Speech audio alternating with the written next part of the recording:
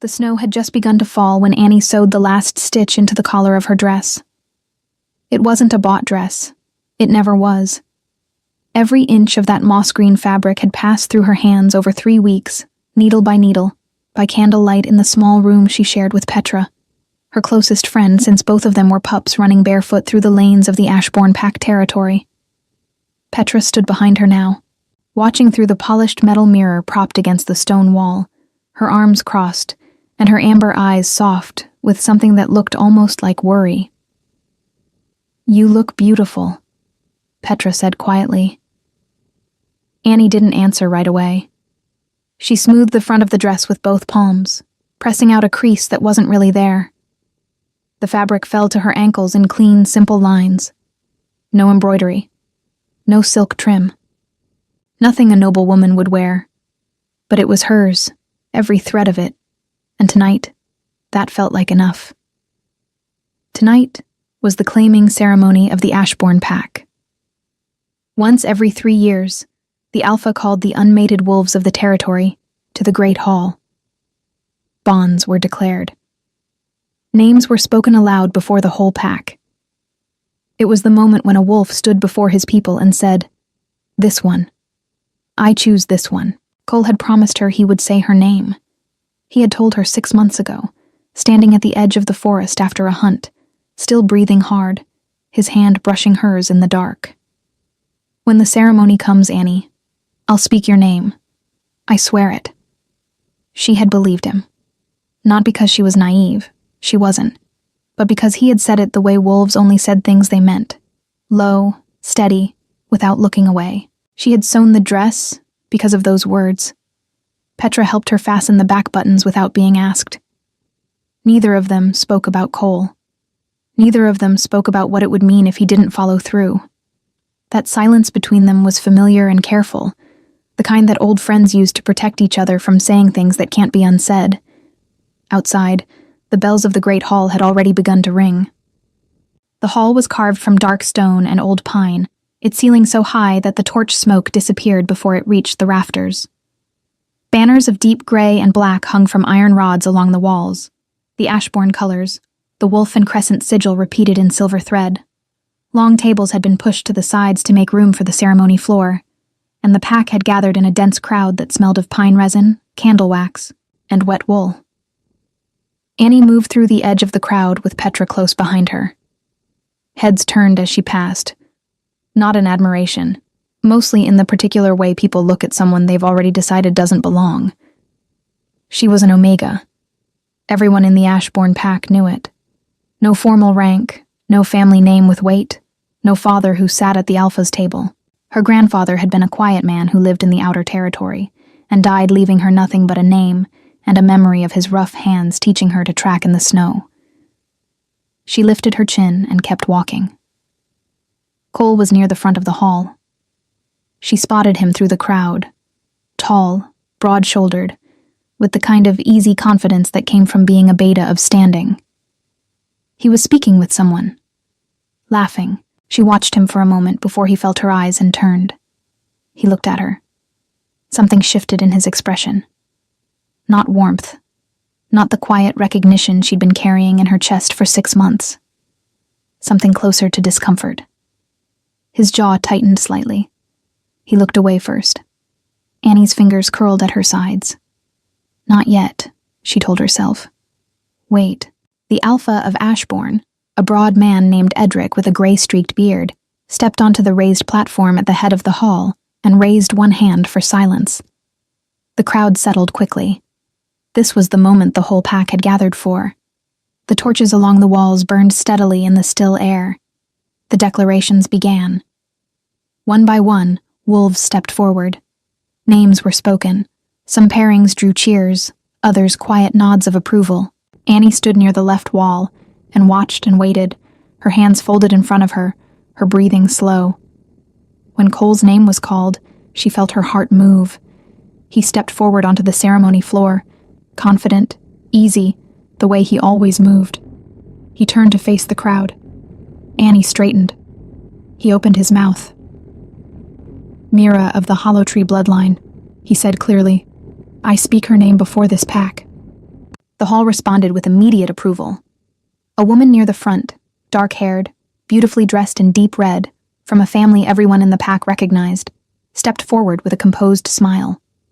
Cole extended his hand toward her without hesitation. Annie didn't move. She wasn't sure she could. The sound of the hall continued around her. The applause, the murmur of approval, someone laughing near the back. But all of it felt distant, like noise heard from underwater. She was aware of Petra's hand finding her arm. She was aware of several people nearby glancing at her, the calculation in their eyes, the particular satisfaction some people feel when someone they've underestimated confirms their low expectations. She would not give them a scene. She would not cry here. She would not speak. She would not ask Cole to look at her, even though some part of her, the part that had sown 3 weeks of quiet hope into a dress by candlelight, wanted very badly to ask him why. She turned slowly and began to walk toward the side door. Each step felt deliberate. Her spine was straight. The moss-green dress moved quietly around her ankles. Petra followed close without a word, which was exactly the right thing to do. Annie reached the edge of the crowd and pressed through the last few bodies toward the heavy side door of the great hall. She pushed it open and stepped into the corridor beyond.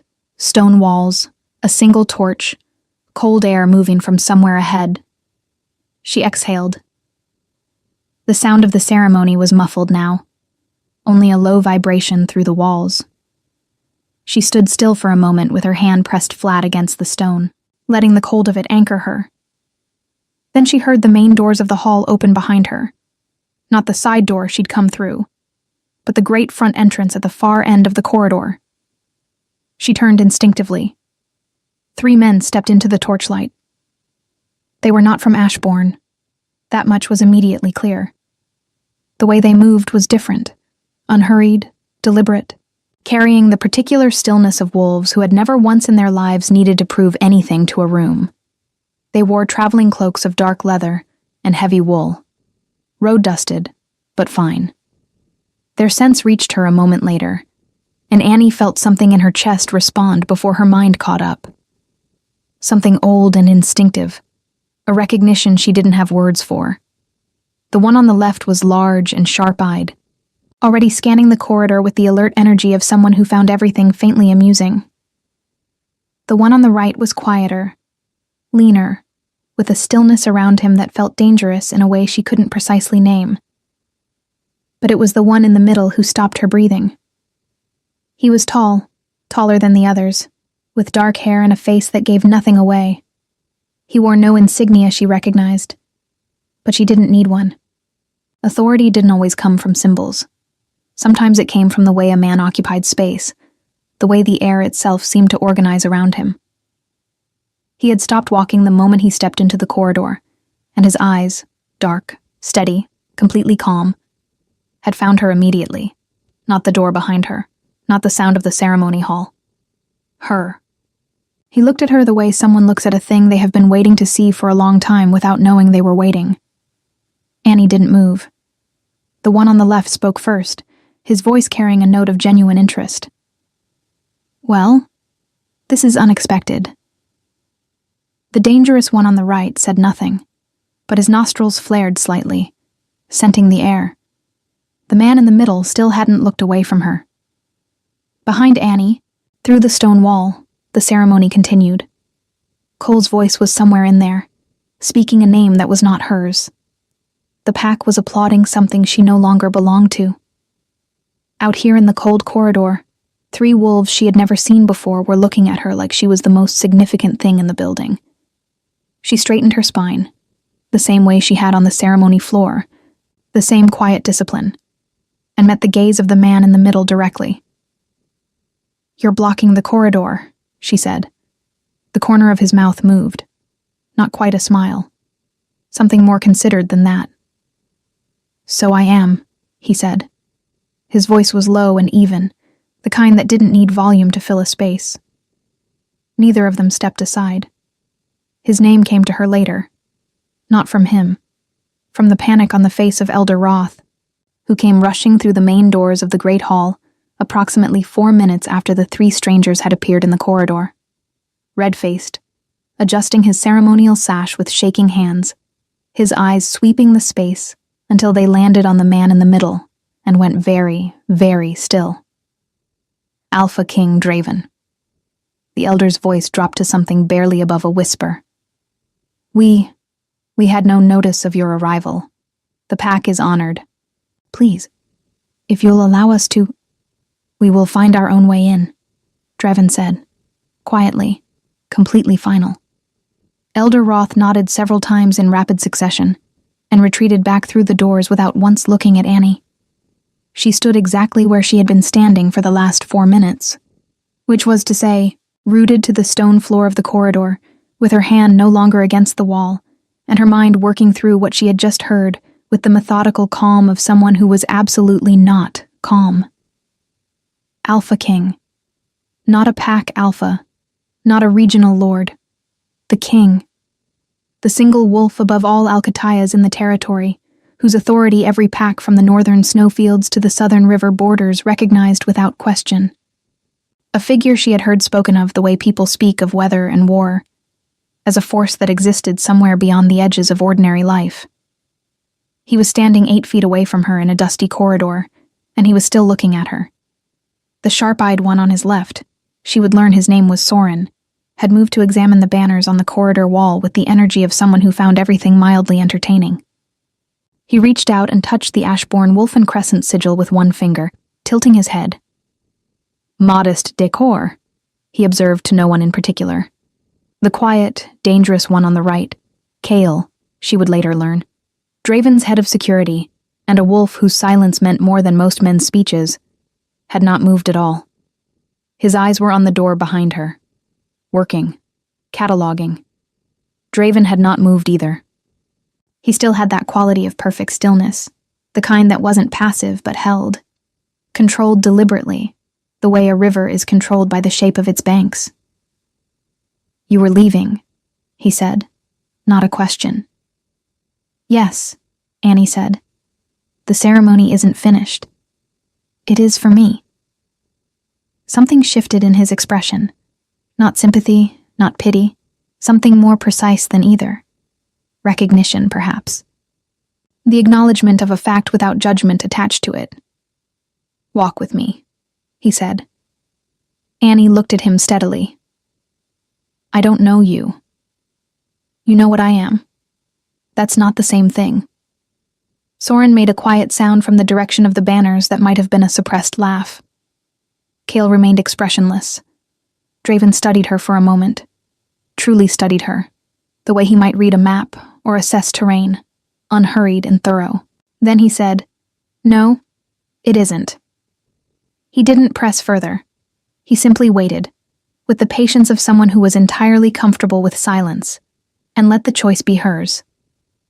Annie thought about going back to the room she shared with Petra. She thought about the dress and the 3 weeks of careful stitching and Cole's voice speaking someone else's name in front of the entire pack. She thought about Elder Roth's face when he'd seen who was standing in this corridor. She thought about the fact that something in her chest had responded to this man's scent before she'd known who he was. Fine, she said, but I'm not going back into that hall. There's a side passage to the upper terrace, Draven said, cold but quiet. She raised an eyebrow. You've been here before? Once, 7 years ago. He paused. It looked the same. The terrace was a long stone balcony on the upper level of the Great Hall, accessible through a narrow stair she hadn't known existed. It faced the forest, away from the main courtyard, and the view was entirely trees and snow, and a sky that had gone deep blue-black above the tree line. The torches out here had burned low. The cold was genuine and immediate. Annie stood at the stone railing and looked at the forest. Draven stood beside her, a foot of space between them, looking at the same view. Soren had remained at the base of the stairs with Kale, either by instruction or by instinct. Either way, they were alone on the terrace, which was a thing Annie was aware of without being unsettled by it. She had spent enough of her life in situations she hadn't chosen to know that fear was only useful when it was accurate, and nothing about this man felt like a threat she needed to run from. Different, perhaps. Complicated, certainly. But not that. "You're an Omega of this pack," he said. Still not a question. Registered Omega. No bloodline rank, no family seat. She said it flatly, the way you state weather conditions. "I assume someone already told you." "No one told me anything. I arrived unannounced." He glanced at her briefly. "I can smell your rank, and I can smell the ceremony hall on you. The specific mix of being present for something and having it close without reaching you." She was quiet for a moment. "That's an uncomfortable thing to be accurate about." "I know." The snow had picked up slightly. It fell in slow, unhurried flakes across the dark tree line, settling on the stone railing between her hands. She watched it accumulate on her knuckles and didn't brush it away. "Why did you tell me to walk with you?" she asked. He was quiet long enough that she thought he might not answer. Then, "Your scent is unusual." She turned her head and looked at him directly. "Unusual how?" "Old." He was looking at the trees. The kind of scent that belongs to bloodlines that don't exist anymore. Or that people believe don't exist anymore. Annie felt something tighten in her sternum. Not fear, something older than fear. The particular feeling of a door that has been closed for a long time standing slightly open. "My grandfather was the last of whatever we were," she said carefully. "He never explained it. He died before I was old enough to ask the right questions. Where did he live? Outside the territory border. He had a cabin, old, in the deep forest. He left it to me when he died." She paused. "I've never been there. I was told it wasn't worth the journey, that there was nothing left." Draven turned to look at her then. Fully, this time. Not the sideways consideration from before, but direct, unhurried attention. "Who told you that?" he asked. She thought about it. "Elder Roth, actually, when I came of age and asked about inheriting." She frowned slightly. "He said the cabin was ruins, not worth the travel." Something passed through Draven's expression. Brief, controlled, but present, and the quality of it made something in Annie's instincts stand at attention. It wasn't casual interest. It was the look of a man who had just heard a piece of information connect to other pieces of information he'd been holding for a long time. "He was wrong," Draven said simply. "How would you know that?" He looked back at the forest. "Because I've been looking for that cabin for 4 years," he said, "and every path I followed told me it was in Ashbourne Outer Territory." A pause. "And every person I asked in Ashbourne told me it burned down a generation ago." The snow fell between them, quiet and indifferent. Annie stared at his profile. "What's in it?" she asked. "I don't know exactly." He said it with the directness of someone who doesn't trade in comfortable half-answers. "But your grandfather was not a simple Omega, living alone in the woods. His name appears in records that most packs don't have access to. Old records, pre-fracture lineage documents." He paused again. His bloodline carried something that the current pack structure would find deeply inconvenient. She let that land. Let it sit in the cold air between them. Behind them, through the stone walls of the great hall, the ceremony was still continuing. She could feel the faint vibration of it, the stamping feet, the declarations, the collective voice of a pack she had always been peripheral to. Cole was down there somewhere, standing beside Mira of the Hollow Tree bloodline, having made his choice in front of everyone. She thought about the dress. She thought about the 3 weeks of small, careful hope. Then she thought about a cabin in the deep forest that 2 separate sources had told her was worthless, and the Alpha King of all the territories standing on a cold terrace, telling her he'd spent 4 years trying to find it. "I want to see it," she said. "I know," Draven said, as though he'd been waiting for her to arrive at that conclusion from the moment he'd seen her in the corridor. "Tomorrow," she added, "at first light." He nodded once. "I'll have horses ready." Below them, in the snow-covered courtyard, a wolf howled, long and ceremonial, marking the close of the claiming ceremony. The pack's voices rose to answer it, echoing off the stone walls, and up into the dark sky. Annie listened to it without feeling like it had anything to do with her anymore. For the first time all evening, that felt like a beginning, rather than an ending, she told Petra at midnight. Petra sat on the edge of her sleeping pallet, with both hands wrapped around a clay cup of hot bark tea, listening without interrupting, which was something she was exceptionally good at when the situation called for it. Annie sat across from her on the small wooden stool, still in the moss-green dress, and told her everything in the order it had happened. The corridor, the 3 strangers, Elder Roth's face, the terrace, the conversation about the cabin. When Annie finished, Petra was quiet for a long moment. Then she said, "Draven." "Yes. Alpha King Draven. That's the one." Petra set down her cup with the careful precision of someone managing a strong internal reaction through deliberate physical action. "Annie, that man has not left the king's seat in... People say he hasn't traveled personally in years. He sends representatives. He doesn't..." She stopped, restarted. "He was just standing in the Ashbourne corridor. Unannounced. Yes. And he told you he's been looking for your grandfather's cabin for 4 years. Yes." Petra picked her cup back up, took a slow sip, set it down again. "And you said you'd go with him tomorrow at first light." "Yes." Another silence. Outside the small window, the snow was still falling, soft and steady against the dark. "Cole chose Mira tonight," Petra said finally, not as a wound, but as a fact being acknowledged properly, given its correct weight before being set aside. "I know. I'm sorry. I know that too." Annie looked at her hands in her lap, the small calluses from the needle, the roughness of the knuckles. "It hurts less than I expected. Or maybe it just hurts differently because of everything that came after." She paused. "I don't know yet." Petra nodded slowly. "What do you think is in the cabin?" "I don't know, but Draven does. Or he knows enough to have spent 4 years looking for it. And Elder Roth lied to me about it being ruins."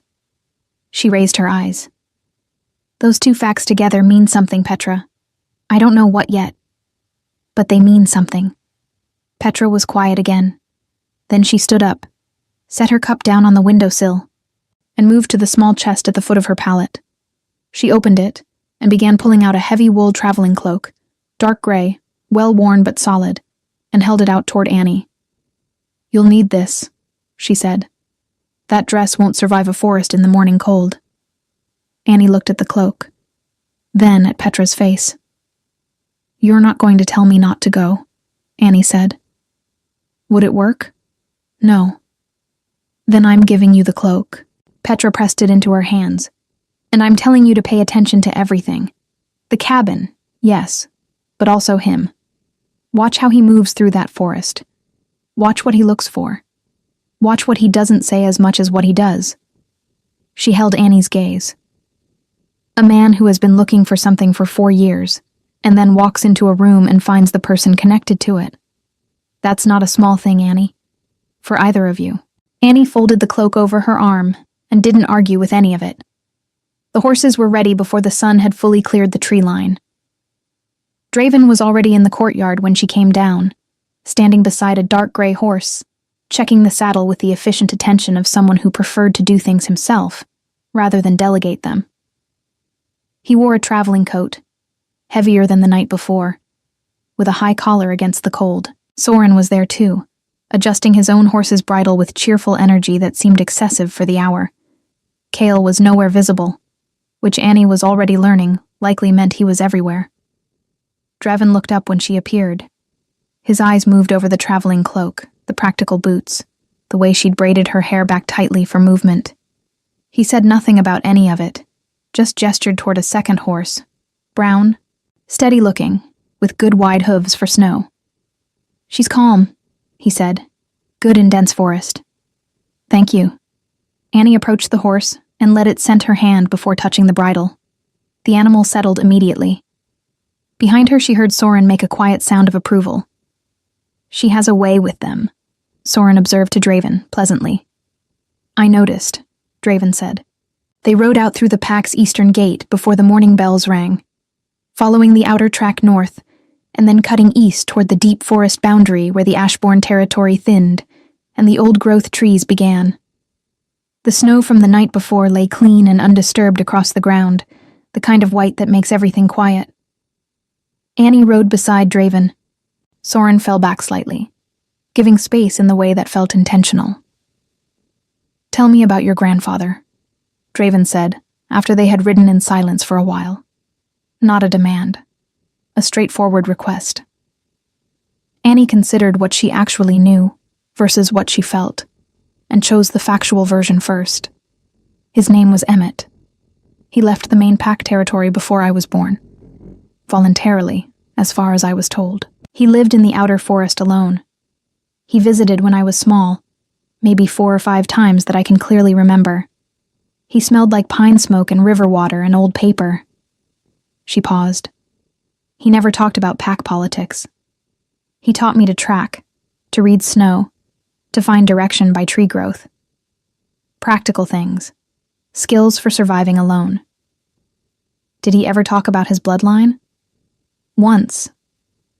She kept her eyes on the tree line ahead. When I was about 8.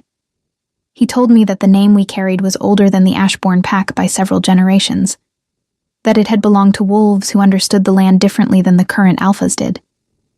She paused. I asked him what that meant, and he said I'd understand when I was ready. Then he changed the subject and never brought it up again. A beat. He died the following winter. Draven was quiet for a moment. The name Emmett appears in the pre-fracture lineage records I referenced last night, he said.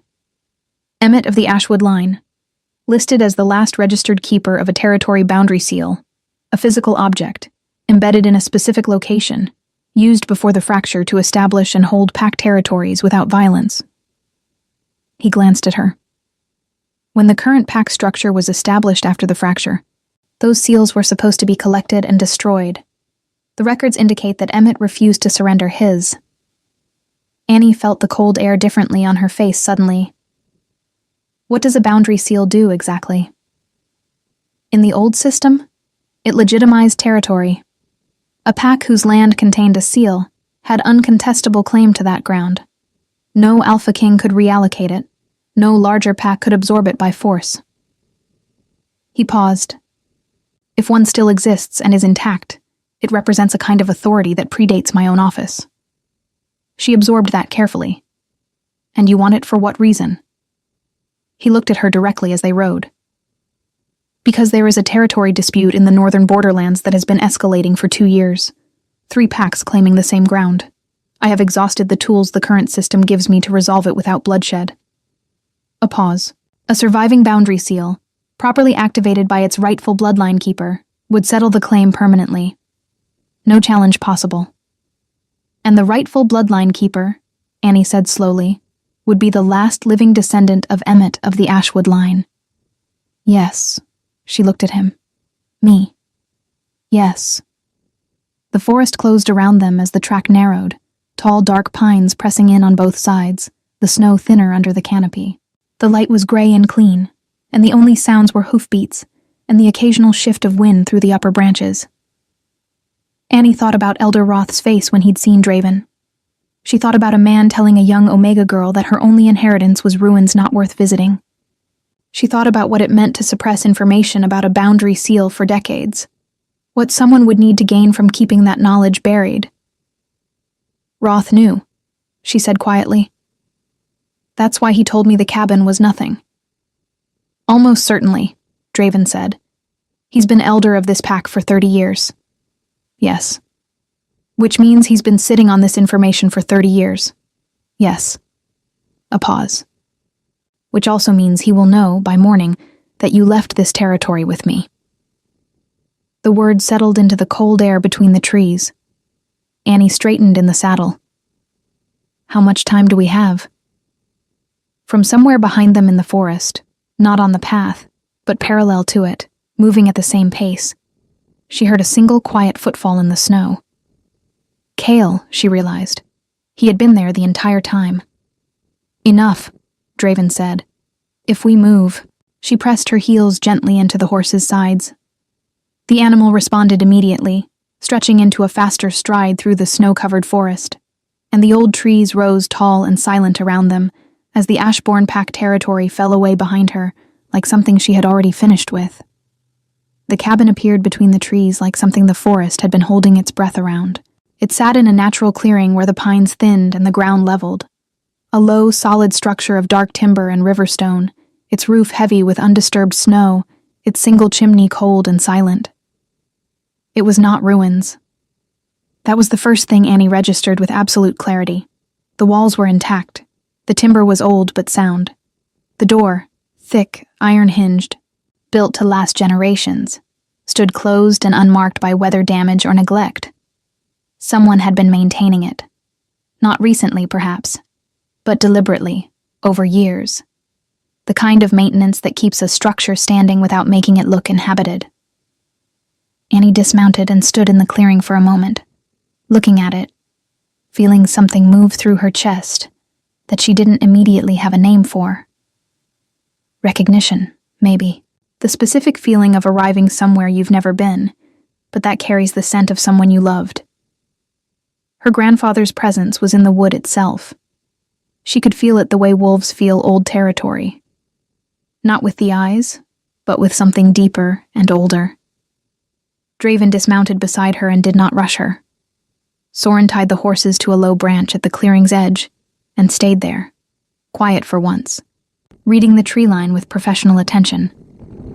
Somewhere in the forest behind them, Kale moved in a slow perimeter that Annie could track by the occasional compression of snow under a careful boot. She walked to the door. The iron handle was cold under her palm. She pressed down and pushed, and the door opened with the low groan of hinges that hadn't moved in years but were still, despite everything, functional. The smell hit her first. Pine smoke, ancient and embedded in every surface. River water. Old paper. Exactly as she remembered from the handful of times she had pressed her face against her grandfather's coat as a small child and breathed him in. It was so precise and so unexpected that she stopped in the doorway with one hand on the frame and simply stood there for a moment, eyes open, not moving. Draven stopped a step behind her. She heard his breathing shift slightly, the particular change that meant a wolf was scenting deliberately. He was here recently, Draven said quietly. Within the last 5 years. He died 8 years ago. Then someone who carries his scent was here within 5 years. She turned and looked at him over her shoulder. His expression was the same controlled stillness as always, but his eyes were working, moving through the interior of the cabin with focused attention, cataloging, connecting. "Come in," she said. Not an invitation exactly. More an acknowledgement that whatever was here concerned both of them now. The cabin was a single large room with a sleeping loft accessible by a wooden ladder on the far wall. A stone hearth dominated the left side. A long work table ran beneath the 2 small windows. Shelves covered most of the remaining wall space. Rough timber shelves lined with objects that revealed themselves slowly as Annie's eyes adjusted to the dim light filtering through the snow-dusted windows. Books. Dozens of them, in varying sizes and conditions. Clay jars with wax-sealed lids, folded maps, bundles of dried herbs, tools she didn't recognize, small iron instruments, a set of measuring weights, a collection of carved wooden discs strung on leather cord. And on the work table, laid flat and undisturbed beneath a length of oiled cloth, a large flat piece of what appeared to be pale stone, roughly circular, covered edge to edge in carved markings that she had never seen in any form, but that her eyes moved across with the unsettling feeling of something almost familiar. She crossed to the table and pulled back the oiled cloth. The stone was perhaps the diameter of both her hands placed side by side. Its surface was covered in concentric rings of carved symbols. Not decorative, she understood instinctively, but functional. Intentional in a way that suggested each mark carried specific weight. At the center was a single impression, roughly oval, the size of a palm. She reached out before she thought about it. "Wait," Draven said. She stopped, looked at him. He was standing at the other side of the table, his eyes on the stone. In the records I found, the boundary seal responds to bloodline contact. If the lineage is correct, it activates when touched by the rightful keeper. His eyes came up to hers. But the records also note that false contact, someone outside the bloodline touching the seal, can damage it permanently. Damage it how? Render it inert, unable to be used. He paused. I haven't touched it. She understood what he was telling her. He had been in this cabin, or had found it, at some point, and had not touched the seal. Had waited. Had spent 4 years finding the person who should be the one to reach for it, instead of simply taking it for himself. She looked back at the stone. If it doesn't work, she said, that means the bloodline didn't pass to me. That I'm not who the records suggest. Yes. And if it does work, then you are the last keeper of the Ashwood line, he said. And the seal belongs to you. Not to me, not to any pack. To you. A pause. What happens after that is your decision. She looked at him for a long moment. The cabin was very quiet around them, the snow outside muffling all sound, the cold clean and still. Then she turned back to the seal and placed her palm flat against the central impression. The response was not dramatic. There was no light, no sound, no tremor through the ground. But beneath her hand, the carved stone grew warm, genuinely, specifically warm, the way a living thing is warm.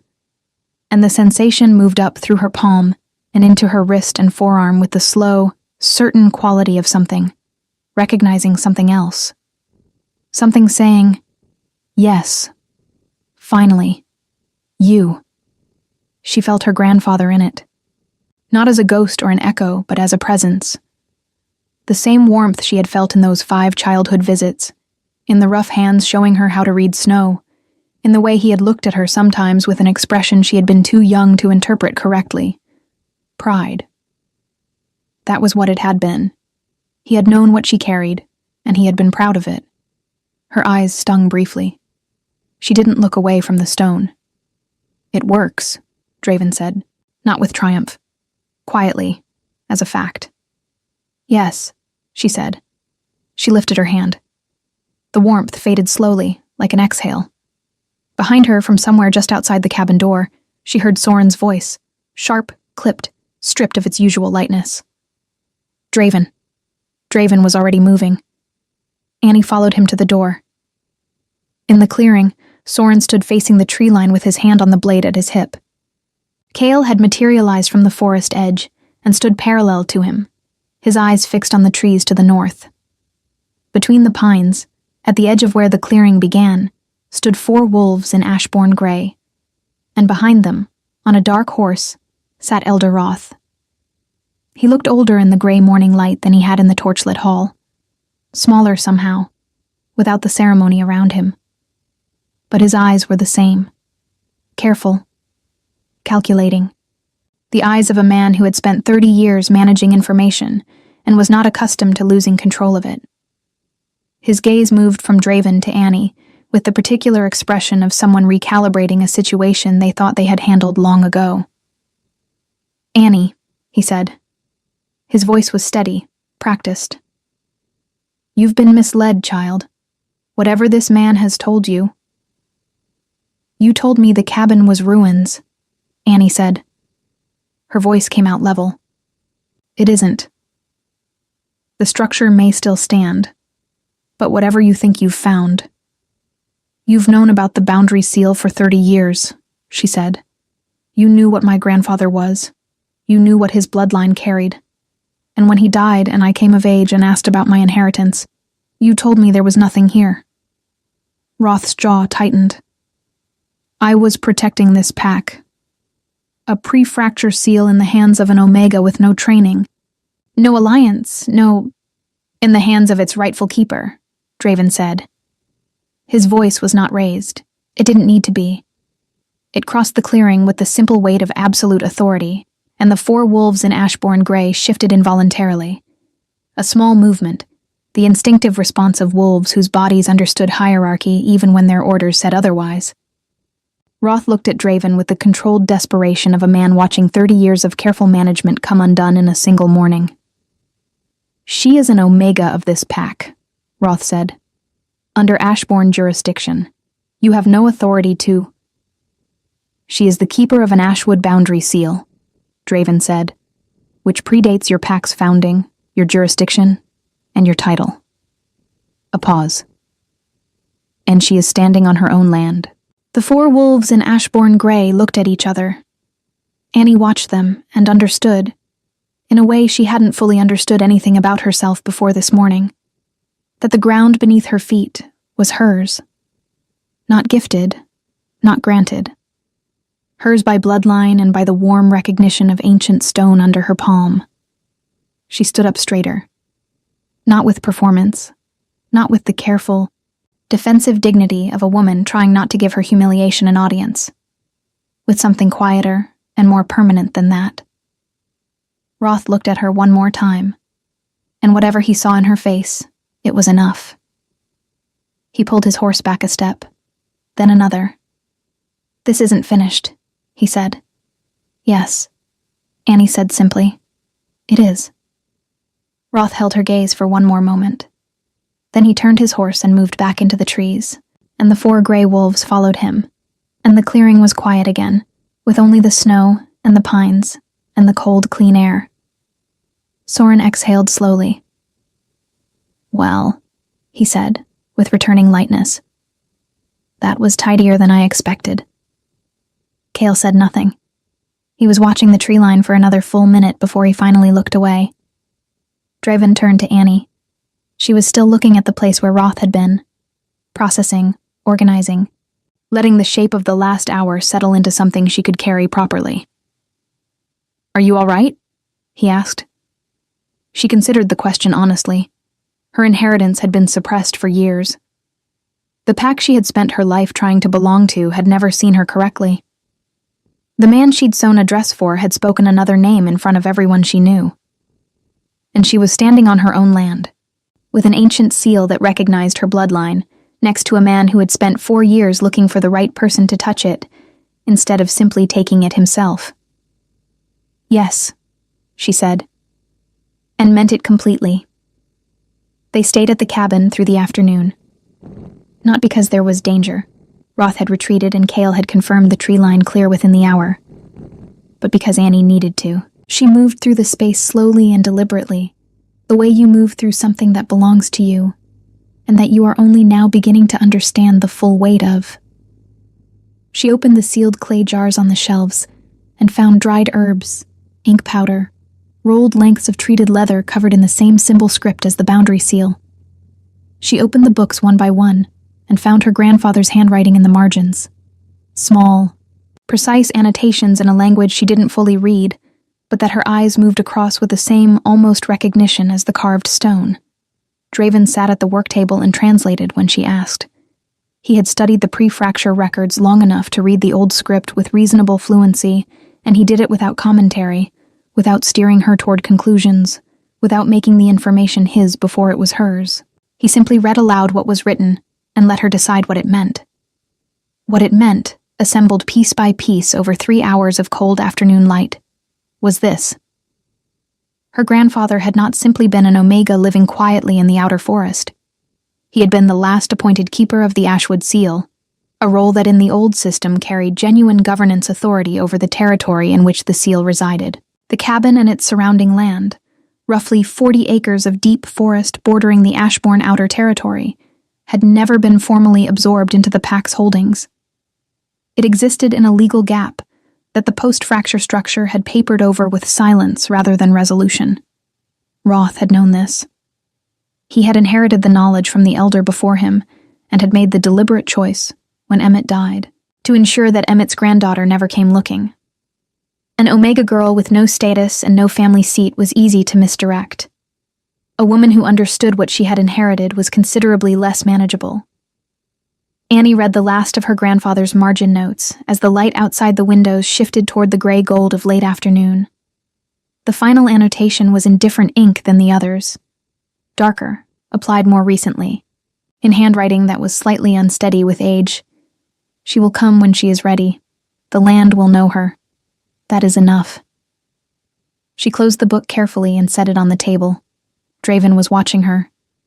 He had been watching her for several minutes, she realized, with the quiet attention that she had come to understand was not surveillance, but something more like witness. The act of being fully present for something without trying to manage it. He knew I'd find it eventually, she said. He planned for it.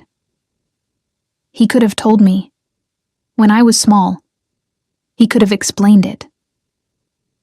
Perhaps he thought the knowledge would be a burden before you were ready for it. Or perhaps he was protecting you from wrath while you were still vulnerable. A pause. I don't think it was neglect. She turned the book over in her hands once. No, she said. It wasn't. She set it down. What happens now with the Northern Territory dispute? You said a boundary seal could resolve it. He nodded. Properly activated by its keeper and witnessed by the Alpha King, a seal's presence establishes uncontestable territorial claim. The 3 packs claiming that ground have been escalating for 2 years. Wolves have been injured. It will become a war within months if nothing changes. He met her eyes steadily, but the seal and its keeper must be willing. I cannot compel this. I wouldn't. She believed him. Not because he said it, but because of 4 years of not touching the stone. What would I need to do? She asked. Travel north with me. Witness the territorial boundary in person. Place the seal at the central claim point, with my formal witness. It takes 1 day. He paused. After that, the seal's authority is established on record. The dispute ends, and you would be formally recognized, in the king's record, as the Ashwood Keeper. Not an Omega of the Ashbourne Pack. Not that, no.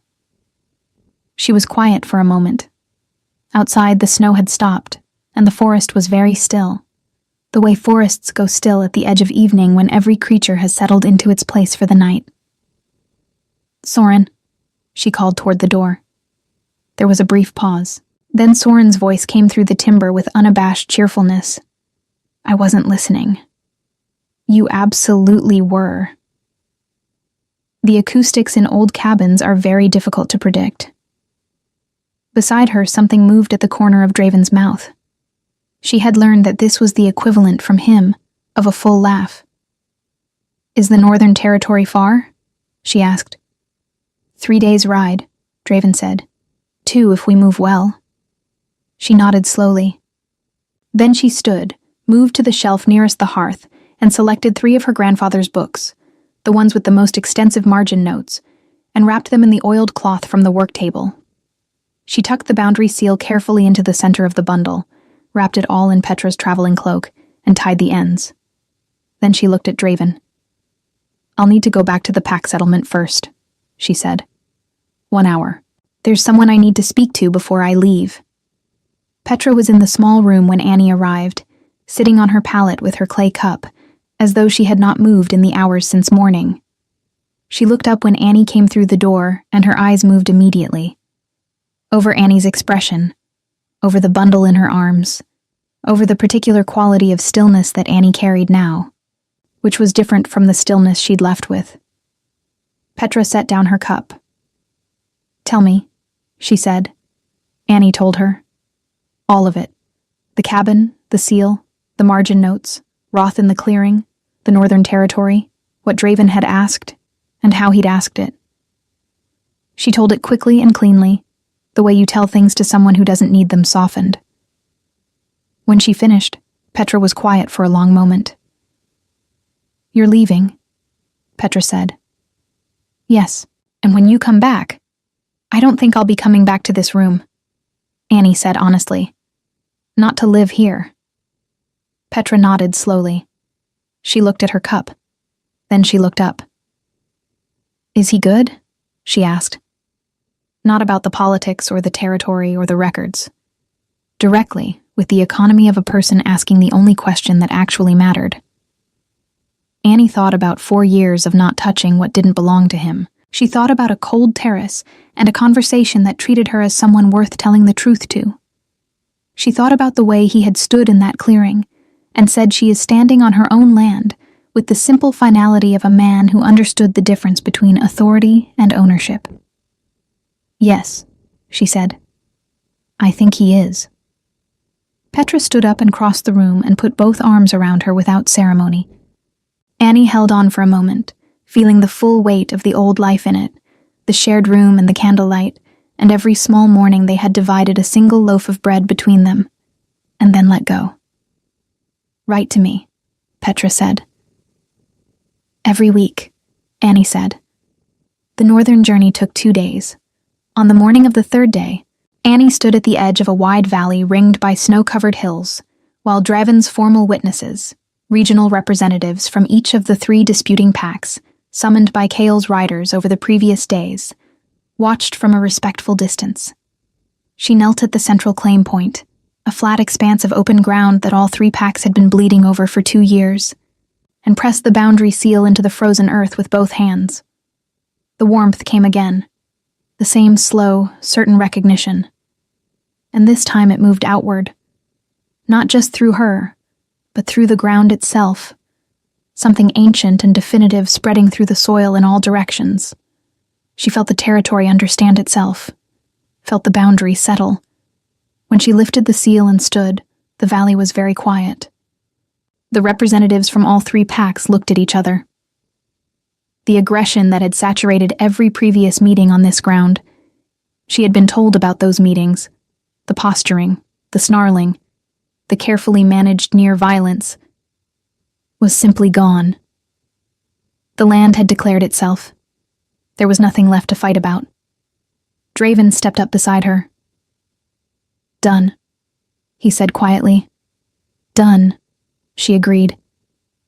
He looked at the valley for a moment, and she saw something move through his expression that she hadn't seen there before. Relief, genuine and deep, the specific relief of a man who has been carrying the weight of an unresolved thing for a long time, and has finally been able to set it down. She understood that feeling now from the inside. They did not return to Ashbourne. There was no reason to. Everything she had come from that place was either in her arms or already in the past. Roth was removed from his elder position within a fortnight. The king's formal record of his suppression of the Ashwood lineage documentation was sufficient. He was not violent in his departure. He was simply finished, in the way that men who build their influence on buried information are finished when the information surfaces. Cole she heard about only once more, indirectly, through a letter Petra sent 6 weeks later. He and Mira had settled into the pack life he'd always wanted. Comfortable, appropriate, safe. Petra wrote about it without bitterness, and Annie read it without pain. Only the mild, clear recognition of a man who had known exactly what he wanted and chosen it. He simply hadn't wanted her. That was allowed. It had hurt, and now it didn't. And that was the full shape of it. The moss green dress she kept. She didn't wear it again, but she kept it, folded in the bottom of the chest at the foot of her bed in the king's seat, where Draven had given her rooms that were warm and faced the forest. The dress was 3 weeks of her own hands, and a specific kind of hope that had turned out to be placed in the wrong direction, and she saw no reason to pretend that hadn't been real. What was also real? The boundary seal, wrapped in oiled cloth on the shelf above her work table, surrounded by her grandfather's books. The letters she exchanged with Petra every week without exception.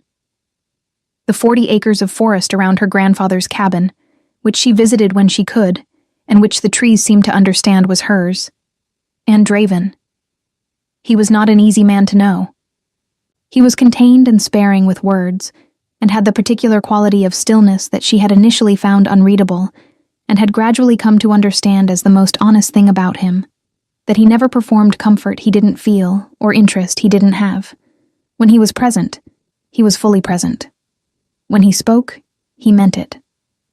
He had told her one evening, sitting in the common room of the king's seat with the fire low and the rest of the household long asleep, that he had known something was wrong with the Ashbourne records the first time he'd encountered them. Too clean. Too unanimous. Every source saying the same thing in slightly different words, the way sources sound when someone has coordinated them. He had told her that when he had walked into that corridor and her scent had reached him, he had understood. Not everything, not immediately, but enough. That what he was looking for and who he was looking for were not separate things. She had looked at him across the low fire and said, "That's a significant thing to tell someone." "I know," he said. "I mean it." She believed him. She had, she realized, believed him for a long time. The formal bonding ceremony was held at the king's seat in early spring, when the snow had melted from the hills and the forest around the territory was the specific deep green of new growth. It was not a large ceremony. It did not need to be. Petra came from Ashbourne and stood at Annie's side in a dress she had clearly made herself, her amber eyes bright and slightly wet in a way she would have denied if asked. Soren gave a speech that was considerably longer than anyone had requested, and genuinely funny in several places. Cale stood at the back of the room and watched the exits, which was how he expressed affection. Draven stood in front of her and spoke her name. Just her name, simply, before everyone present. And the weight of it was nothing like the ceremony she had sewn a dress for in a cold room by candlelight. It was not a performance of choice. It was the thing itself. She spoke his name in return. Outside, the forest was green and alive and entirely indifferent to ceremony, which was exactly right. The land had already known them. It had known her the moment her palm had pressed warm stone in a cabin her grandfather had kept standing for exactly this. Everything that came before had simply been the path to here. Annie had not needed saving. She had needed to arrive. At the cabin. At herself. At a man who understood the difference between taking and choosing. She had arrived. That was enough. That was everything.